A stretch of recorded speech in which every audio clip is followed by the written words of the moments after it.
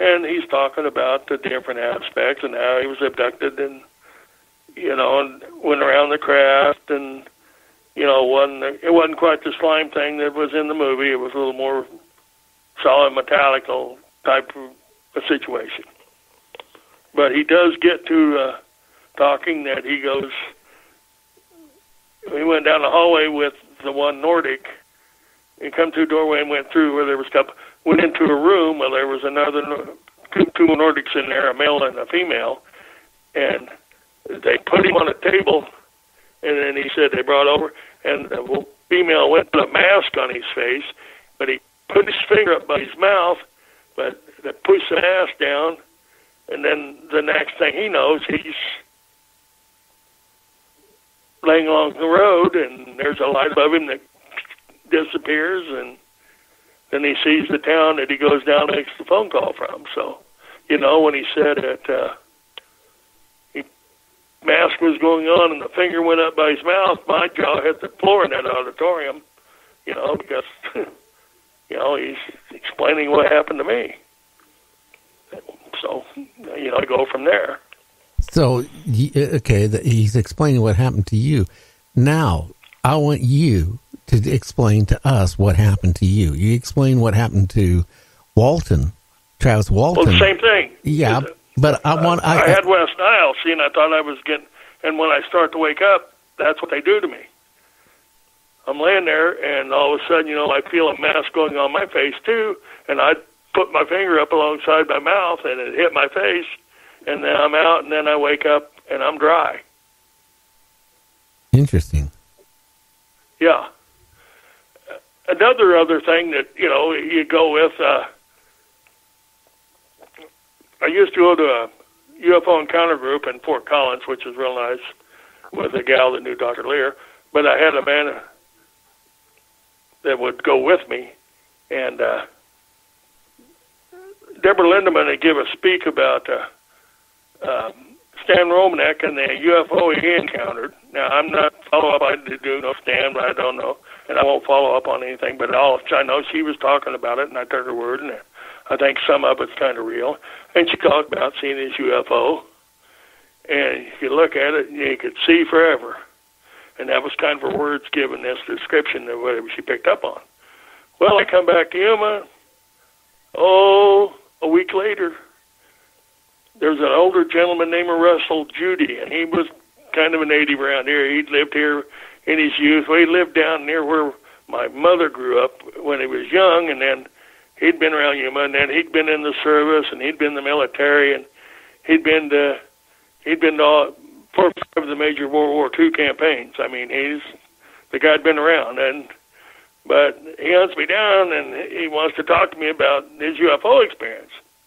And so I'm talking to him, and he says, you're probably the first person that I've ever talked to in my life that believes me. And, I mean, he had to be 75 at the time, 76. But anyway, he gets talking, and he talked to him, and so he starts talking, and he was a young man. He thought he was 5 or 6, and he lived down in Colorado. This would be where my mother grew up.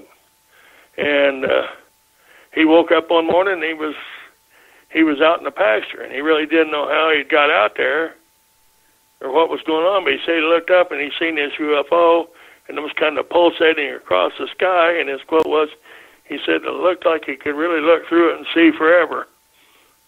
He almost paraphrased what she'd told me a couple weeks before, so he always wanted to be hypnotized, but they really didn't know what to do with him, Deborah. We talked, and just in case, it's not, if something bad we got involved, it might, especially with his age, so we didn't, but we went up quite often, but it was nice, but just little idiosyncrasies that you run into once in a while like that show up, they're kind of related, but there's no relation between the two people that said them, he couldn't have never known that's the way, that description she gave me a couple weeks before about a UFO sighting. So when you run into things like that, it does make the red flag come up. When's the last time that you've had any feelings of maybe being abducted again or anything? How long has it been? Well, it's been a while. It's been a year and a half. So, really nothing. I really, really don't know. Like I said, them incidences, they were, 10 years ago. So, I really don't know if anything per se has happened within the last 5 years. But I can't discount it. I mean, with the way the other two went, I mean, so I'm realizing that, if I really don't stumble on something that makes it interesting, I may not know. So, but, out of sight, out of mind, you just can't worry about it in a way. So. Yeah, going back to Dr. Roger Leir, did he ever have a feeling why people were being abducted and had implants put in? What he? Well, not really, not nothing specific. I think I think he ran into quite a diverse bunch of people as to being abducted. I think some people maybe wrong place at the wrong time or curiosity or just like Travis Walton. I went and saw him the second time not too long, a couple years ago, and he got to, of course, now it was more of a discharge up from the ground, and his was more of an ambulance ride, and just a little different take, so it's hard to say. There's a lot, lots of different people, I mean, it's just hard to say. We're not all the same, so I guess a little bit, and everybody remembers something different, and they do something different, so. Now, do you think these ETs are, doing cattle mutilation and human mutilations? Do you have any feelings on that? It's all I know is they're doing it, and for why, I don't know. In 2013, I got involved with in a cattle mutilation case, a deal about 40 miles from here, and they took and stuck the cow's head in a prairie dog hole, and I trudged through that, and I kind of think, well, they must have realized that I was going to be there. Made it just a little oddball to let me know that this cow just didn't, not only didn't die and drop, we did this to it. I mean, they stuck its head in the hole. How'd they find the hole? And it was almost a perfect fit. And, just because the gentleman, he had a bull mutilated this spring, and I think he talked about. And I think he's lost 8-10 animals over his ranching career. So, what are they? Your guess is as good as mine. They're got to be taking something from them, just being ornery. I don't know. With Dr. Leir a couple of times, there were some other people, especially at the UFO Congress, and heard a little bit about human mutilation, but it was kind of like on the fringes there. But like I say, your guess is as good as mine. I mean, it's just, went to the UFO Watchtower, and there were several women there, and they were talking about hybrid children and aliens talking to them, so you have all these things, what's real and what's not real, and what's the purpose, I don't know. Well, I can tell you this, a famous pathologist here in Oregon here, back about 4 months ago, there was a bull that was mutilated, and he's come to... Wasn't there several mutilated back there? Yeah, but he's come to conclusion these animals are standing while some of this stuff is going... They're alive when some of this is going on. They're not being taken aboard above a craft.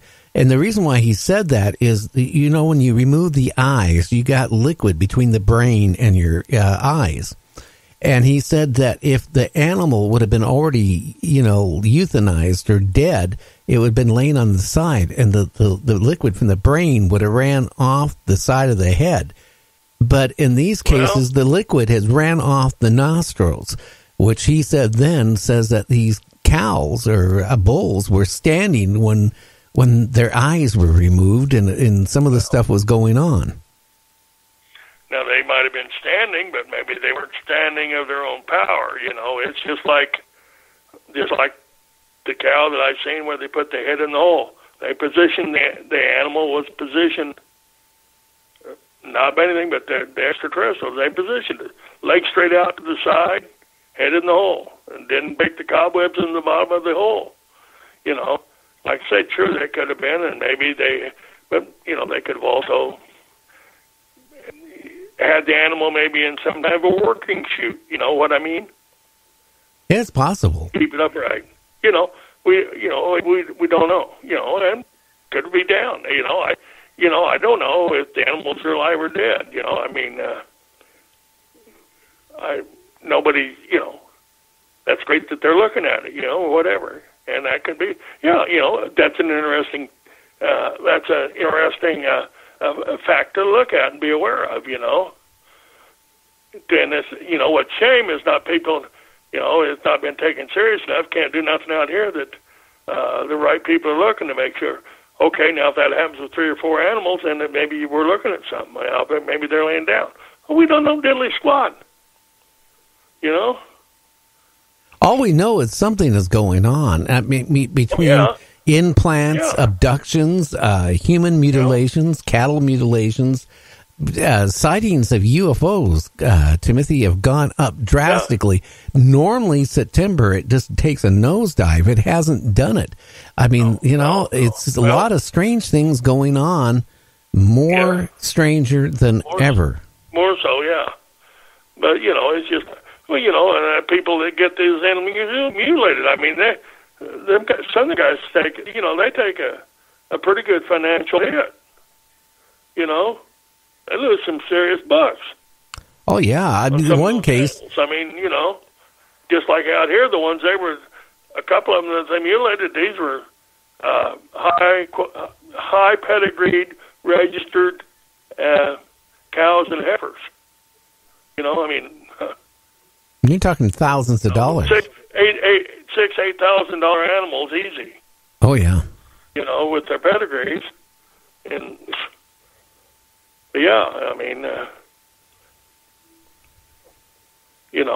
whatever, curiosity or whatever. Of course, like I said, we mutilate them too, I guess, a little bit, but but it is interesting. Like I said, there were some guys out there when I first had my surgery and stuff. I was talking around Yuma that owned a dairy here, and they had a quarter ground where they'd put their yearling heifers and their bull calves out on this quarter ground, and the bull calves, they were mutilating them. They finally quit putting the bull calves on the ground. They wouldn't bother the heifers, but they was mutilating their bull calves. They finally put bull calves in a different field. But why would they keep going to the same place and taking bull calves? Could have went anywhere out here, but they kept going to the same spot. Don't make no sense. It doesn't. A lot of this stuff, happened. Yeah, a lot of the stuff does happen. It doesn't make logical sense. You got people who claim, it's the military, doing this. Why would the military, if they wanted to experiment with bulls or calves or cows or whatever, right? They could have their own herds do it. They don't have to go to, somebody's ranch and mutilate their animals, livestock. It doesn't make sense. No. Hey, Timothy, our time is up. I want to thank you for coming back on Night Dreams. Well, no problem. I'm glad to get on, and anytime you want to talk, you get a hold of me. I certainly will keep that in mind. And no problem. And I want you to have a great new year. You have the same, buddy. You have the same. Okay, my friend. You take care. Okay. And say hi to your wife for me, will you? Okay. Okay. Night. Bye. Bye-bye. Hey, James. Well, it's getting that time again here for a break here in about 1 minute. And then we got a half an hour roundtable. So, again, if anybody wants to call in tonight, you